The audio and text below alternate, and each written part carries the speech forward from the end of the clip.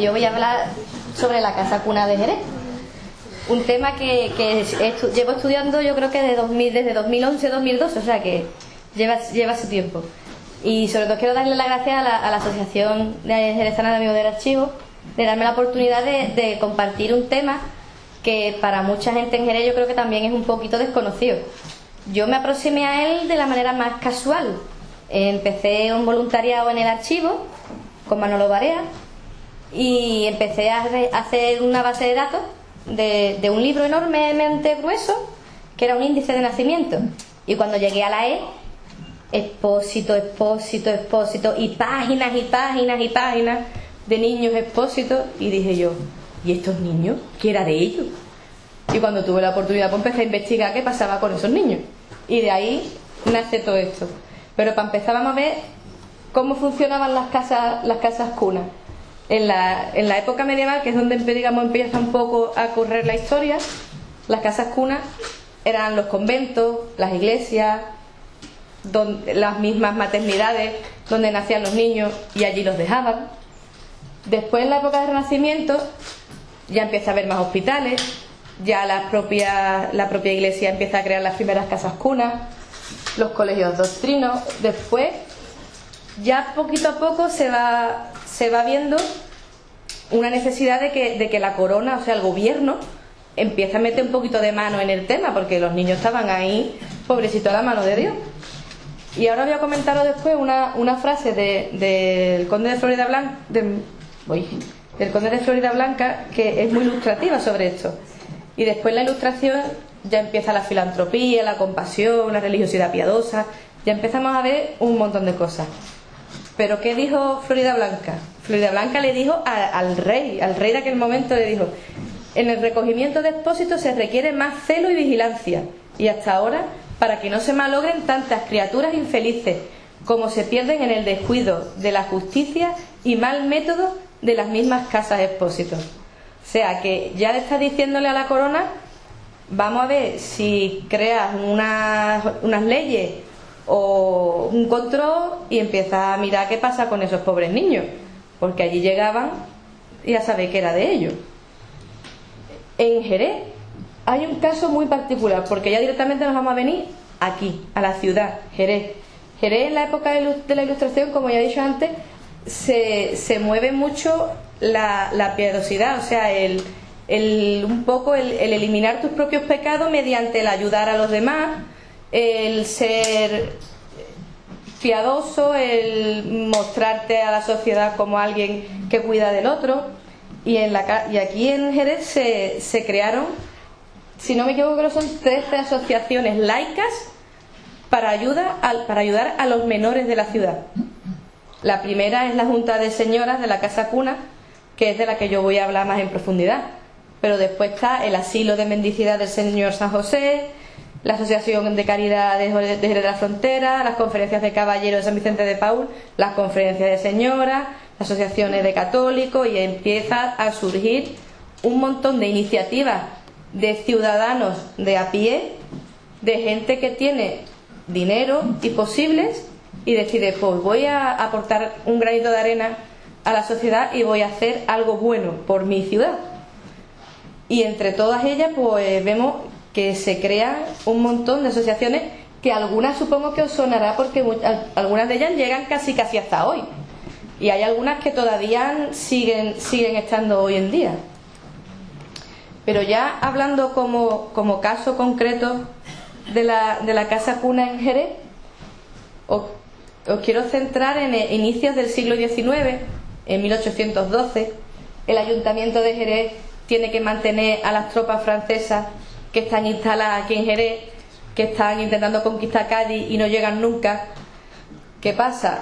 La ciudad empieza a padecer porque no puede mantener al ejército francés y a sus propios ciudadanos. Empieza a haber un montón de epidemias, calamidades, hambre.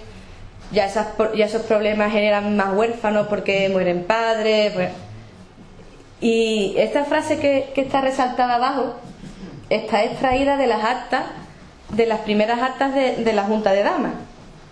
Y la verdad que es una frase bastante aplastante, porque Es como denomina el estado de la casa cuna de Jerez, en el estado en el que están esos niños. Y dicen que los niños están en el mayor abandono y próximos a expirar. ¿Cómo verían esas mujeres el sitio para denominarlo de esta manera? Yo pienso que les dolería en lo más profundo de su corazón, la verdad. ¿Y qué pasó?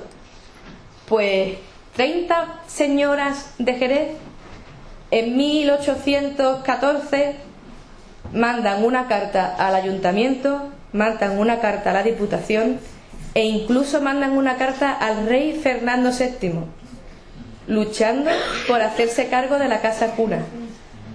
La casa cuna en aquellos momentos, para que os hagáis una idea, si conocéis dónde está el Hospital de los Incurables, era el piso bajo. En la planta baja era donde estaba originariamente la casa cuna. Y allí estaban los niños, pues como decimos, a la mano de Dios.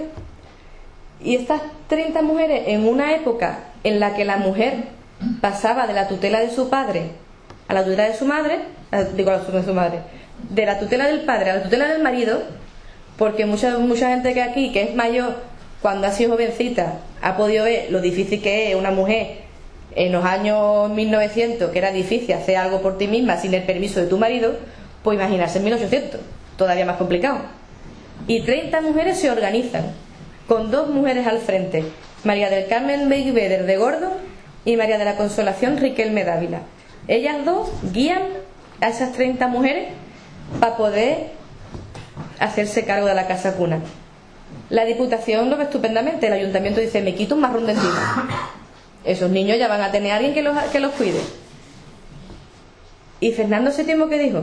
Fernando VII no le respondió, aparte de responderle, directamente hizo una real orden en 1815 para que se instauraran como Junta de Damas. O sea, que la Junta de Damas de Jerez cuenta con una real orden del rey para que se unan en favor de las personas desfavorecidas de la ciudad. Eso no lo puede decir todo el mundo, ¿eh? Y el ayuntamiento, después de largos tiempos, porque podemos decir desde el 18 de septiembre de 1815, que es la real orden, hasta el 12 de agosto de 1816, no les da las llaves. ¿Y qué hacen cuando les dan las llaves? Pues cuando les dan las llaves, estas mujeres, lo primero que hacen una vez que entran, ¿qué hacemos todas las mujeres cuando llegamos a un sitio de primera vez que llego? Limpiamos. Primero limpieza. Primero acondicionaron el sitio, lo limpiaron, pusieron camas pequeñas, cobertores pequeños, almohadas, sábanas, la limpieza de las amas de allí. Vamos, hicieron el Mr. Prope, le pegaron un flete al sitio y lo dejaron todo niquelado. Segundo, pensaron: estos niños hay que cuidarlos. ¿Cómo sabemos quién está sano, quién no está sano, quién tiene un problema, quién no lo tiene? Pues contrataron a varios facultativos, contrataron a varios médicos, y lo primero que hicieron fue separar a los niños sanos de los niños enfermos, para procurar que no se contagiaran, porque en aquella época había sarna en la casa cuna, y la sarna, como sabemos, es muy contagiosa, y ellos los separaron para evitar que se contagiaran y se pudieran curar a esos niños. Y además es que no se contentas con eso, ellas mismas, Isabel Brickdale y Tresierra y María del Carmen Bellveder de Gordo, vacunaron a todos los niños de la casa cuna de la viruela, pagada la vacuna de su propio bolsillo, ¿eh? Tenían un compromiso con esos niños que es importante. Y después ya los tenemos en un sitio limpio, ya están con cuidados sanitarios. ¿Qué hago por un niño ahora? Pues darle educación. A los niños contrataron a Fernando Canto, que era el educador del establecimiento de los niños huérfanos, y a las niñas las mandaban al hospicio de niñas huérfanas también a recibir sus clases que ellas pagaban de sus propios bolsillos, porque no eran clases gratuitas, sino eran clases que ellas pagaban para que recibieran esa educación. Después de un año y poco, hicieron balance de cómo iba la casa cuna, y podemos ver que de la situación del 12 de agosto a la situación del 31 de diciembre de 1817 la cosa varía un poquito. De 99 niños ya había 166, ya había 47 niños que iban a clase, 3 niños que trabajaban en los oficios aprendiendo un futuro, 6 niños habían sido adoptados, 75 habían fallecido. Es que tampoco se puede salvar a todo el mundo. pero comparando los números son infinitamente mejores, por lo cual la casa cuna empezó a funcionar de una forma que era más satisfactoria.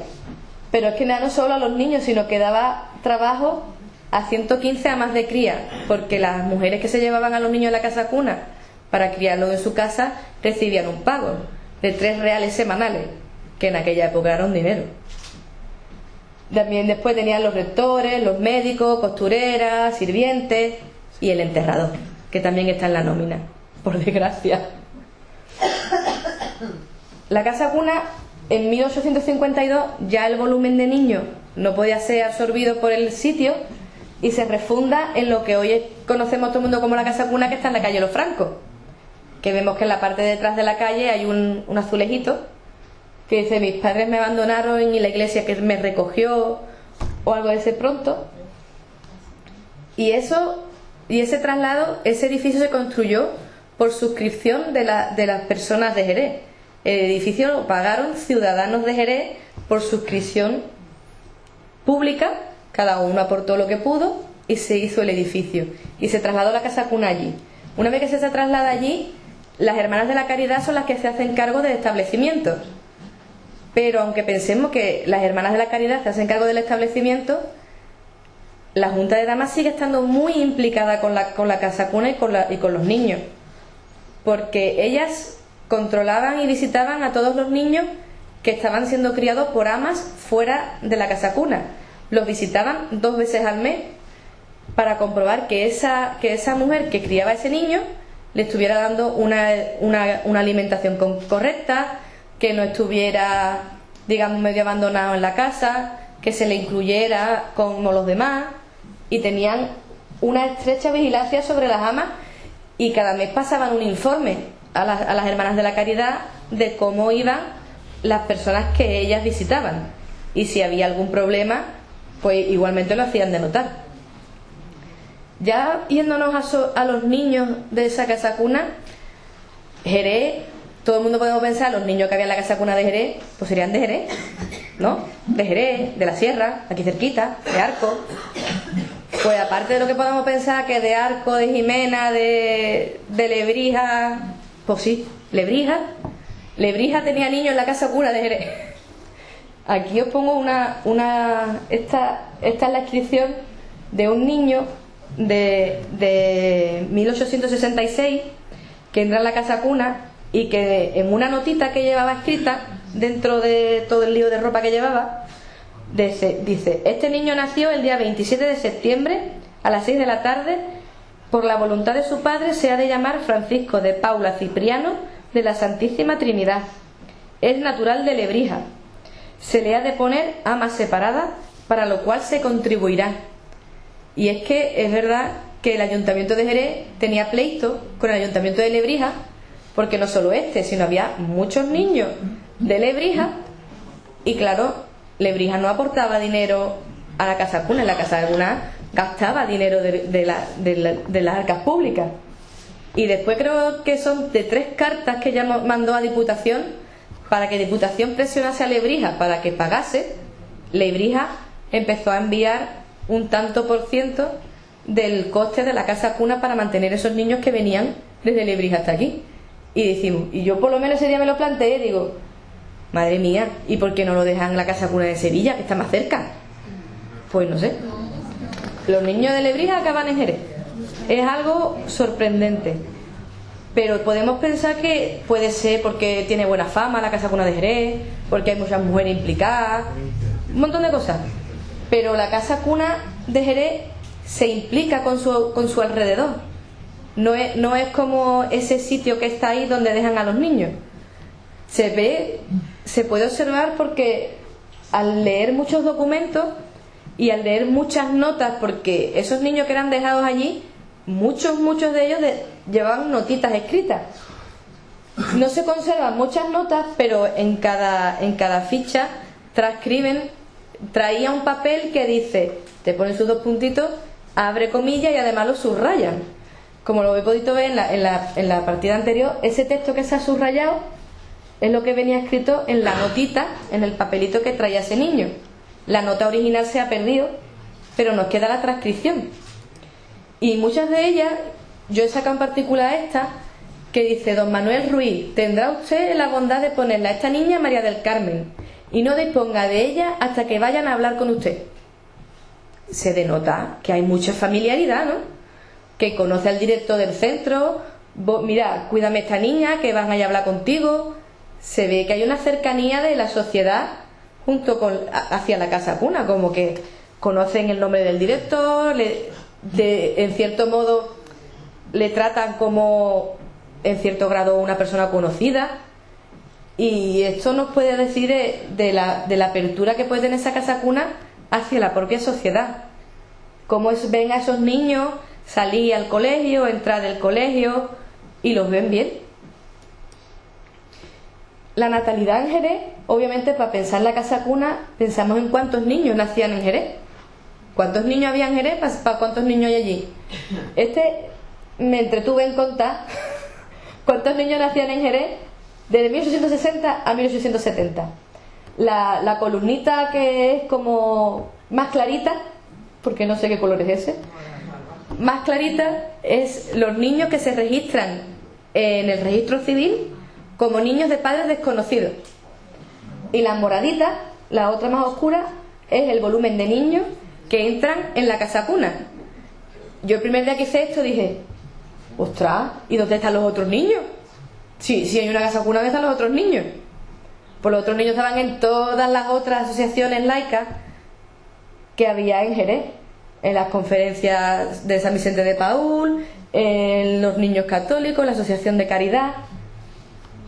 Vamos, que había niños para dar y repartir. En Jerez podemos decir que había una natalidad bastante alta. Y la verdad es que pensamos, porque hay un montón de niños, y las personas que van a abandonar a un niño piensan: ¿dónde lo voy a dejar? Porque cuando tú vas a dejar a un niño es una decisión que toma la familia, la madre, el padre, la situación social. Ese decir: uy, que este niño no tenía, que yo no me tenía que haber quedado embarazada porque estoy soltera, en nombre de mi familia. Uy, tengo 5 niños, a este cómo le doy de comer.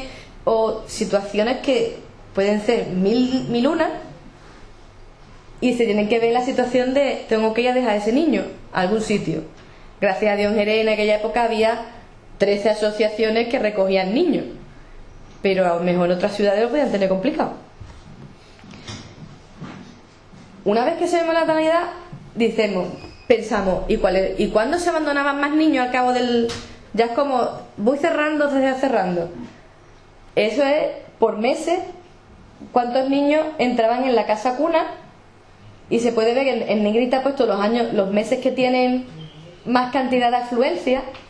Y cuando se piensa, si hacemos una regla de 3 básica que no tiene por qué cumplirse, que es: si el embarazo dura 9 meses y el niño lo abandonan en su primer mes de vida, pues se echa cuentas hacia atrás, y a los niños que abandonan entre noviembre, diciembre y enero son los niños que se conciben entre marzo y mayo del año anterior. Y cuando vi esto dije: anda, es verdad, la primavera la sangre entera. Y aquí, además de eso, las ferias, las fiestas, pues los niños que dejaban en octubre, pues retrotrayéndonos, eran concebidos en febrero. En febrero el carnaval, las fiestas antes de la cuaresma, vamos a divertirnos. Y después pensé, digo: ¿y los niños que dejan en abril? Que siempre suele haber bastante. ¿De qué época son? Pues de agosto. ¿Y qué pasa en agosto? La trilla, la era, tenemos que recoger los cereales. Pues las noches de calor veraniega en el campo, de toda esa vez, pues anda, rejuntamos, ostras, otro niño que viene, a ver dónde lo dejamos. Y la verdad es que es impresionante, porque marca mucho las fechas en las que la ciudad, digamos, tiene más movimiento. Y se ve que cuando la ciudad tiene más movimiento, nacen más niños. En Cádiz hay un dicho que cuando llega un barco, en concreto cada vez que había una de estos de grandes veleros, todo eso, todo el mundo tenemos la coña de que dentro de 9 meses verás tú la de niños que nacen. Pues más o menos con cualquier fiesta. Ellos nacen y como se dice, todos los que nacen acaban de morir. Por desgracia, en la casa cuna había un alto índice de fallecimiento. En los primeros meses de vida, entre los meses y los 5 años, sobre todo morían por enfermedades del aparato digestivo, colitis, enteritis y todas las gastroenteritis y todas las itis que os podéis imaginar. Y lo pensamos, y hoy en día todo el mundo sabemos que cuando tú dejas a un niño sin la primera lactancia, ese calostro que todas las madres sabemos que le damos a esos niños, que le aporta muchísimo en el aparato inmunológico, pues esos niños no lo han tenido. ¿Qué pasa? Son más sensibles a que una comida que esté un poquito mal porque ha hecho calor, o porque la leche esté un poquito cortada, o porque haya mal limpiado una boquilla, una tetina o lo que sea, pues esos niños se van, por desgracia. Y normalmente el mayor número de defunciones se suele dar en el mes de mayo. Y lo pensamos, es el mes en el donde empiezan los calores, es el mes donde quizás puedan darse alergias que nadie sabe que esos niños tienen. Y la verdad es que es el mes que normalmente en la casa cuna el enterrado trabaja más. Pero a mí lo que más me impactó de la mortalidad en la casa cuna fueron los registros de niños muertos. Yo la verdad que el primer día que me topé con un registro de esto se me heló la sangre. Y es que tú pasas a una página y encuentras esto, así, ¡pum!, y se te queda el cuerpo cortado. Y cuando lo lees te dice: un niño muerto fue encontrado detrás de la puerta de este establecimiento al cerrarlo a las 9:30 de la noche del 16 de marzo de 1864, liada en un paño blanco. Demuestra haber muerto en el acto de nacer. Al día siguiente se le dio sepultura. Qué triste. Por lo menos a mí, pensar que una persona, aunque estuviera muerta en el acto de nacer, la hayan dejado detrás de una puerta para que la recojan y la entierren, a mí por lo menos me da por pensar en qué situación tiene que estar esa familia para tener un niño que se les muere recién nacido y lo llevan a la casa cuna para que lo entierren. Lo mismo que hay niños, hay niñas.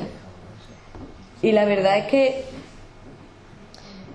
la niña es un caso que, porque la niña dice: una niña muerta aparecer en el acto de nacimiento fue expuesta a las 9:30 de la mañana del 3 de agosto de 1866. Traía pañal viejo de bramante y liada en un sudario de sábana de crea. Traía un papel del facultativo don Manuel Fontán acreditando haber nacido muerta. El mismo día fue sepultada. Son hechos que por lo menos a mí me cuajan la sangre.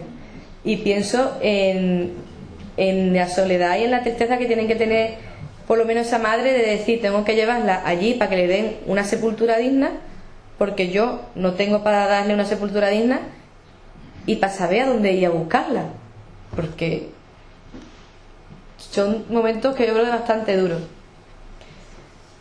Esto es un índice del año 61 y del 64 de la cantidad de niños que entraban y los que acababan falleciendo.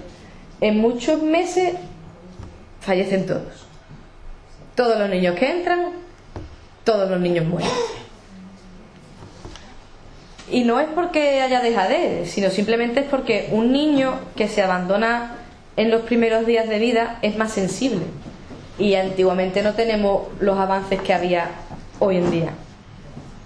Pero ya dejando el tema de las defunciones, que por desgracia es muy triste, vamos a ver de dónde pueden venir esos niños, de qué familias llegan esos niños que están allí, quién ha dejado el niño allí, qué pasa con ellos. Pues, por ejemplo, aquí tenemos el registro de Miguel Agustín de San Justo, que fue dejado el 28 de mayo de 1864, y te dice que llevaba una camisa de bramante nueva, un harapo de pañal, traía dos mantillas nuevas, una faja nueva, un boletín de seda, una bata de coco color encarnado, un babero de imperial y capillo. O sea, el niño iba con su canastilla, iba nuevo. Y llevaba una nota, como se puede ver en el subrayado, que dice: ahí va ese niño, va moro, que le pongan Miguel Agustín, es de gente decente, en su día irán sus padres por él. O sea, ya podemos decir que la gente decente también deja niños en la casa cuna, porque quizás se ven en un momento de agobio. Tenemos 5 niños, nos hemos quedado en el paro, ahí no tengo dónde trabajar, una circunstancia, y este niño fue dejado en la casa cuna y, como dice, irán a por él, exactamente. El 9 de febrero de 1865 fue su abuelo materno y lo recogió de la casa cuna, se lo llevó a su casa y lo crió. Hay historias bonitas, historias con final feliz. No son los muchos, pero podemos pensar que quizás la madre enfermara después del parto y no se puede hacer cargo del niño, y dicen: bueno, pues lo vamos a dejar allí, que lo cuiden y vamos después por él. Este es uno de los casos que sucede y una de sus historias. Hay muchísimas, me podría parar contando historias 3 días. Este niño, Álvaro José Ramón de San Gavino, aparte de llevar una nota en la que dice que no está bautizado y que le pusieran el nombre de Álvaro José Ramón, y dice: consérvese las señales que lleva para que en su día pueda ser reclamado. Toda su ropa llevaba una cruz picadita con hilo negro para marcarlo. Pero es que él no solo traía la ropa, como hemos visto ya antes, que llevaba el pañal, la camisa, la bata, la faja. Este niño llevaba un abrigo con puntilla de encaje, una marmota de algodón blanco, un chal de bayeta, una medalla dorada de la Purísima Concepción y una cruz. Pero es que además llevaba un lío, lo que podemos decir un saquito, con todavía más ropa. Llevaba 7 camisas de hilo, 5 pañales, 3 mantillas, 3 fajas, una de ombligo, 2 batas, 2 batas de color coco con pintas, 3 batas blancas, una de bayeta, mangas, 5 metidos, 2 paños viejos. Vamos, que a este le habían llevado con toda la ropa. Si el de antes era de gente decente, este tenía que ser de gente con dinero.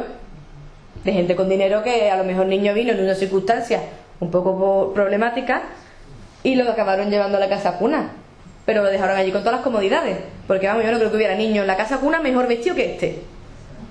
Lo tenía que estar el más mono. Después Luzgarda Josefa, que estaba casada con Tomás Redondo, se llevó a ese niño el 3 de marzo, lo devolvió a la casa cuna el 4 de abril y por desgracia murió el 6 de octubre, antes de que fueran a recogerlo ningún familiar. No todas las historias acaban bien, pero por lo menos yo creo que este niño sería el más mono de toda la casa cuna, el más mono.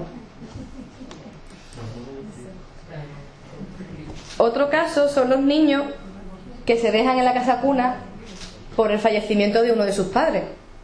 Normalmente el fallecimiento de la madre, el que acaba llevando al niño a la casa cuna. En este registro no está subrayada la transcripción de la nota, pero sí que tenemos la nota original.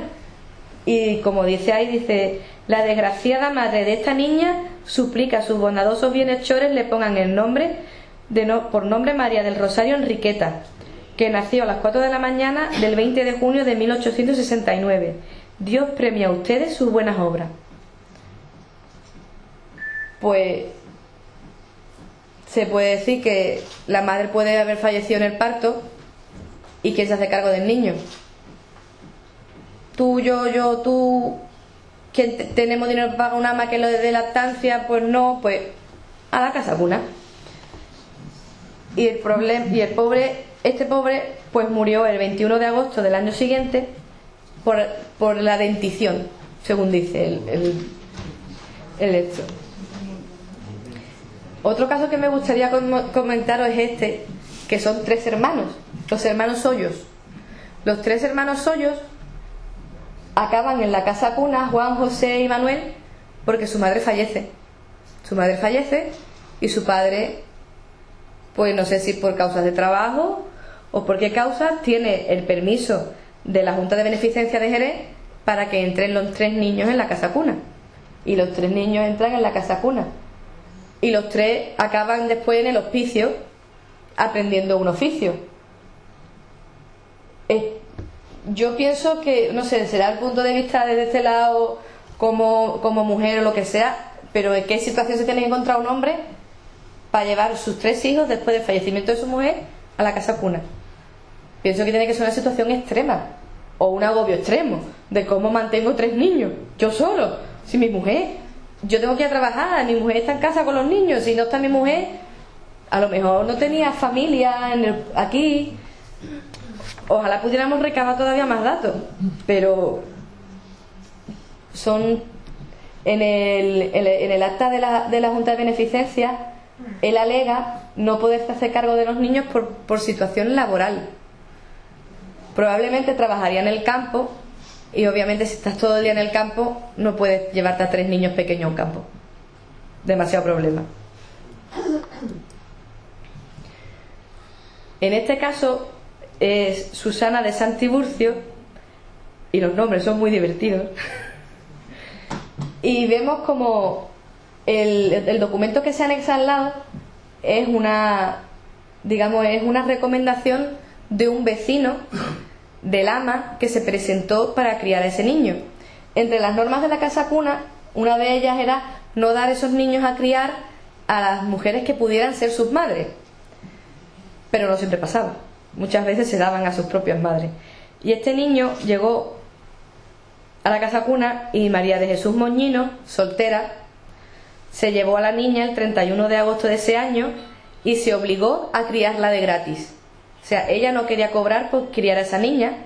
Y ahí pensamos, ¿una mujer soltera lactando? Curioso. Que además se lo lleva para criarlo de gratis. Vaya.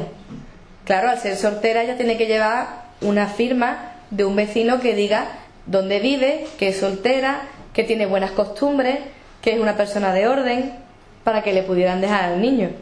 Y al final hay otra carta que no he podido, se me ha ido poner la foto, en la que ella reconoce que es la madre de esa niña, y la Junta de Beneficencia pues se la da como madre y digamos que la adopta. Y por último, entre todas estas historias de que pueden ocurrir dentro de la casa cuna, de que tus padres te dejen y te recojan, de que tus padres te dejen con toda la ropa más bonita del mundo y no te vayan a recoger, que se muera tu madre y acabes allí, todas esas historias, pues también están las historias de aquellos niños que eran adoptados, o como en aquella época se decía, se les daba escritura de prohijación. Y este caso es una niña, Quiteria de San Modesto, que estuvo pasando por varias amas y se la llevó Antonia Perdigones Garrucho, y al final ella acaba adoptando a esa niña y haciendo escritura de prohijación junto con su marido, y se quedan con esa niña y la toman como hija suya, le dan sus propios apellidos. No podemos decir que adopten a la mayoría de los niños, pero sí que hay muchos que son unas bonitas historias. La adopción en esta época es muy curiosa, porque tú adoptas a un niño y tienes que tener en cuenta que van a decir tus vecinos. No sé si alguno habréis visto la serie esta de Acacia 38, pero hablando de esto un día me dijo una amiga que la ve, dice, sí, en la película esta adoptan un niño y no vea cómo lo miraban todos los vecinos de malamente. Y es que antiguamente los cánones sociales hacían mucha presión en las propias familias. Y ya por último quiero deciros que en la casa cuna esto es simplemente un caramelo de toda la cantidad de historias que se pueden obtener, porque todas están escritas, no tienes ni que imaginártelas, solo tienes que coger un libro e ir sacando las historias de cada uno de los niños.